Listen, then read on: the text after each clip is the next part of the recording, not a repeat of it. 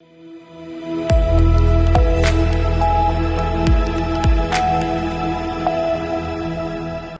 के बाद स्वागत है आपका उत्तर प्रदेश बुलेटिन में। मैं हूं आपके साथ इशिता। इस बुलेटिन में बात होगी गोंडा की, जहां कजरी तीज की तैयारियों को लेकर जिलाधिकारी एवं पुलिस अधीक्षक ने समीक्षा बैठक की है। साथ ही बात होगी हमीरपुर की, जहां भाजपा विधायक मनोज प्रजापति ने प्रेस वार्ता आयोजित की। ऐसी तमाम खबरों पे करेंगे विस्तार से बात। खबर गोंडा से, जहां कलेक्ट्रेट सभागार में जिलाधिकारी प्रियंका निरंजन एवं पुलिस अधीक्षक विनीत जायसवाल द्वारा आगामी कजरी तीज की तैयारियों को लेकर संबंधित विभागों के अधिकारियों के साथ समीक्षा बैठक आयोजित की गई। संबंधित विभाग के अधिकारियों को स्पष्ट निर्देश दिए गए कि सभी व्यवस्थाएं समयबद्ध रूप से पूर्ण कर ली जाएं। जिलाधिकारी प्रियंका निरंजन ने कहा कि कजरी तीज कांवड़ जलाभिषेक में किसी भी प्रकार की शिथिलता या लापरवाही बर्दाश्त नहीं की जाएगी। पुलिस अधीक्षक विनीत जायसवाल ने आयोजन स्थल पर सुरक्षा व्यवस्था की समीक्षा करते हुए पर्याप्त पुलिस बल की तैनाती, भीड़ नियंत्रण, यातायात व्यवस्था, ड्रोन निगरानी व महिला सुरक्षा की विशेष व्यवस्था करने के निर्देश दिए। बैठक में मुख्य चिकित्सा अधिकारी डॉक्टर रश्मि वर्मा, अपर जिलाधिकारी आलोक कुमार, मुख्य राजस्व अधिकारी महेश प्रकाश, उप जिलाधिकारी सदर गोंडा अशोक कुमार गुप्ता, उप जिलाधिकारी कर्नलगंज यशवंत राव, पुलिस क्षेत्राधिकारी करनालगंज विनय कुमार सिंह, अधिशासी अधिकारी नगर पालिका परिषद गोंडा विशाल कुमार, अधिशासी अभियंता प्रांतीय खंड प्रमोद त्रिपाठी, अभियंता निर्माण खंड 1 जिला पंचायत राजाधिकारी लालजी दुबे, अपर मुख्य अधिकारी जिला पंचायत एवं अन्य सभी संबंधित विभागों के अधिकारीगण उपस्थित रहे। गोंडा से सी न्यूज संवाददाता राजेश कुमार जायसवाल की रिपोर्ट। खबर हमीरपुर से, जहां भाजपा विधायक मनोज प्रजापति ने की प्रेस वार्ता। बाढ़ से खराब हुई फसलों का जल्द होगा सर्वे, गिरे हुए मकानों का भी करवाया जाएगा जल्द निर्माण, बाढ़ पीड़ितों को दी जाएगी मेडिकल सुविधा, गाँव में कैंप लगाकर लोगों को करवाई जाएगी निःशुल्क दवाएं वितरित। वहीं सपा सांसद पर लगाया बाढ़ की विभीषिका के बीच बाढ़ पीड़ितों को नजरअंदाज लगाने का आरोप। वहीं सिर्फ फोटो खिंचवाने के लिए बाढ़ खत्म होने के बाद यहां पहुंचे थे सांसद, इसलिए यहां के लोग सांसद को लापता बताते हैं। वहीं सांसद द्वारा भाजपा पर आराम फरोश का आरोप लगाने का जवाब देते हुए सांसद जी खुद ऐसे आराम सोफे में फरमा रहे हैं, वहीं जनता जमीन में लेटी थी। पूर्व जिलाध्यक्ष ब्रिज किशोर गुप्ता, लक्ष्मी रतन साहू, अंकित गुप्ता, आशुतोष शुक्ला रहे मौजूद। सबसे पहले तो मैं आप सभी लोगों को भी धन्यवाद देता हूं कि आपने बाढ़ पीड़ित क्षेत्र में जगह जगह जाकर के अपना कवरेज दिया, इससे हम लोगों को भी जानकारी हुई। और माननीय मुख्यमंत्री जी का भी आभार प्रकट करता हूं और जल शक्ति मंत्री जी का भी आभार प्रकट करता हूं कि इस विभीषिका में उन्होंने पूरा नियंत्रण अपने हाथ में रखा। जिले का प्रशासन और हम सारे लोग गांव गांव जाकर के चौकन्ने होकर के हम लोगों ने काम किया है। अब आगे आगामी आने वाली जो चुनौतियां हैं, क्योंकि बाढ़ का पानी घटा है, तमाम सारी महामारियों की आशंका होती है, वो चाहे जल जनित हो और चाहे दूसरी बीमारियां हो। इसके लिए अभी हमारी जिलाधिकारी महोदय से बात हुई है। जो गांव बाढ़ प्रभावित थे वहां पर हम लोग अभी मेडिकल के कैंप लगाएंगे, साथ ही साथ फॉगिंग होगी, छिड़काव होगा। जो भी बीमारियों को जन्म देने वाली चीजें हैं, उनसे लड़ने के लिए पूरा स्वास्थ्य महकमा हमारा आपको कल तक खड़ा दिखाई देगा। आज से ही वो काम करना प्रारंभ कर देगा। इसके साथ ही साथ पशुओं में भी तमाम सारी बीमारियों का भय रहता है, चाहे खुरपका हो चाहे मुंह पका हो, तो पशुपालन विभाग की टीम को भी सक्रिय करके गांव-गांव भेज करके उनके विषय में भी दवाइयां दिलाई जाएंगी, चाहे डिवर्मिंग की हो चाहे दूसरी हो, वो दिला करके पशुओं को भी बीमारियों से दूर रखने का प्रयास किया जाएगा। और अब पानी उतर चुका है, जिन लोगों के घर गिरे हैं उनका सर्वेक्षण लगभग पूरा हो चुका है। जहां तक फसलों के नुकसान की बात है, तो वो भी 1-2 दिन में फसलों के नुकसान का भी पूरा आकलन हम लोगों के मध्य में आ जाएगा। तो डीबीटी के माध्यम से सभी लोगों को जो पैसा दिया जाना है, वो सारा एक एक पैसा लाभार्थियों तक पहुंचेगा, जो पीड़ित हुए हैं, जो विस्थापित हुए थे। ईश्वर से मेरी कामना है कि शीघ्र अपने घर में पहुंच के पुनः अपनी जिंदगी को सुचारू रूप से चला पाए। और एक बार फिर से हम अपने माननीय मुख्यमंत्री जी को और जल शक्ति मंत्री जी को बधाई देते हैं, धन्यवाद देते हैं। इस बात के लिए भी हम आपको धन्यवाद देते हैं कि ट्वीट खेलने वाले लोग, ऐसो आराम करने वाले लोग, जो लोग अपने सोफों से और बेड से उतर नहीं रहे थे, आप लोगों की चेतना के उपरांत जब बाढ़ समाप्ति हो गई, तब हम लोगों के मध्य में प्रकट हुए। हम लोग अपने आप को भाग्यशाली मानते हैं। आए, उनकी चेतना जगी। आप सब जानते हैं कि फ्राइडे सैटरडे को संडे को पार्लियामेंट नहीं चलती है। हमारा दे रहे हैं कि पार्लियामेंट हमारा चल रहा था, सैटरडे संडे को कहा पार्लियामेंट चल रहा था।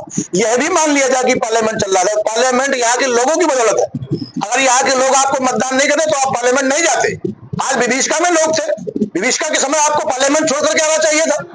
यहाँ के लोगों की मदद करनी चाहिए थी। अगर यहाँ के जनमानस ने आपको वोट नहीं दिया तो आप पार्लियामेंट नहीं जा पाते। तो यहाँ के लोगों की चिंता पहले करना चाहिए थी। इसलिए जनता को जनार्दन कहते हैं।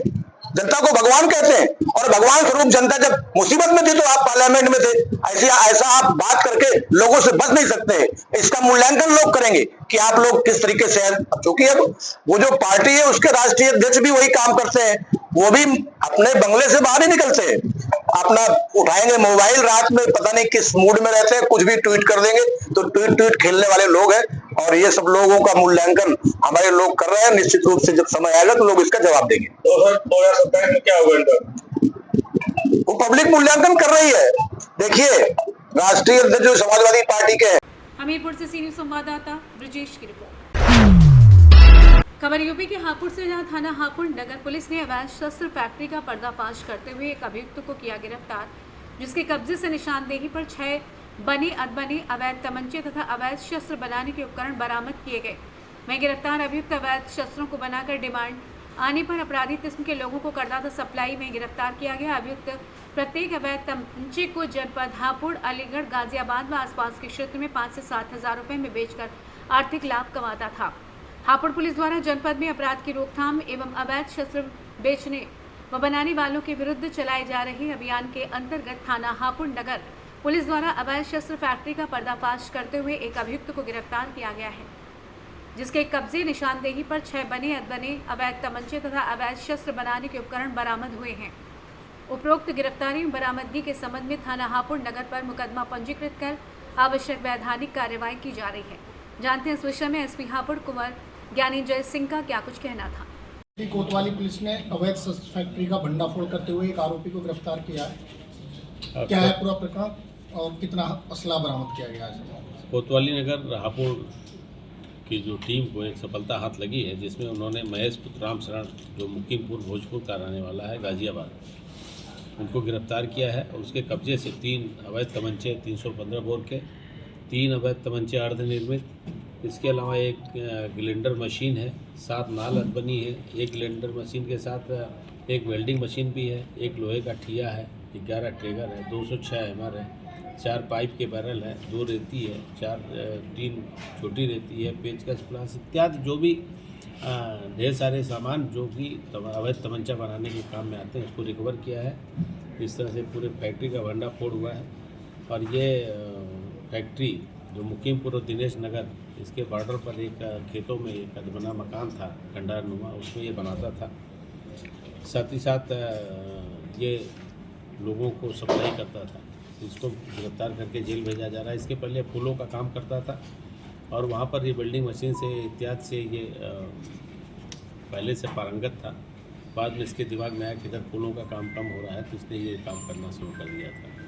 सर, बताया जा रहा है ये ऑन डिमांड सप्लाई किया करता था। किन किन जनपदों में इसकी सप्लाई की और अब तक? अगल बगल के जनपदों में इसकी अलीगढ़, गाजियाबाद और आसपास के जनपदों में लोग जो डिमांड करते थे उसके लिए बनाता था। अभी इनके इस पुलिस कस्टडी रिमांड पर लेकर के इनके और जो भी अनसुलझे पहलू हैं इस संबंध में उसको सुलझाया जाए। ये अकेला ही बनाता था या और किसके साथ? हाँ, अभी फिलहाल ये अकेला बनाता था और खुद पारंगत था। इसके विषय में जो इसके डिमांड करने वाले लोग हैं, कहाँ कहाँ इसने सप्लाई किया है या इसने कहाँ से सीखा है, अन्य कोई साथी इसके साथ और इस सप्लाई चेन में कोई है तो उसका खुलासा पीसी पे लेने के बाद किया जाएगा। सर, कोई पुराना आपराधिक इतिहास भी है इनका? इसका पुराना एक आपराधिक इतिहास है। मोटरसाइकिल की चोरी में भोरसी जेल में बंद था, उसका पता लगाया जा रहा है। अभी उसको ट्रेस नहीं हुआ, लेकिन ये बता रहा है कि मैं एक बार जेल में बंद था भोरसी में मोटरसाइकिल चोरी के आरोप में। इसी के सिलसिले में घर वालों ने इसको अपने घर से निकाल भी दिया था। तो कितना आर्थिक लाभ कमाते थे तमंचे बेचकर? कितना आर्थिक लाभ कमाते? ये करीब एक तमंचा 7-8 हज़ार रुपये में बेच देता था। हापुड़ से सी न्यूज संवाददाता सचिन सागर की रिपोर्ट। बुलेटिन में फिलहाल इतना ही। देश और दुनिया की तमाम बड़ी जानकारियों के लिए देखते रहिए सी न्यूज़ भारत।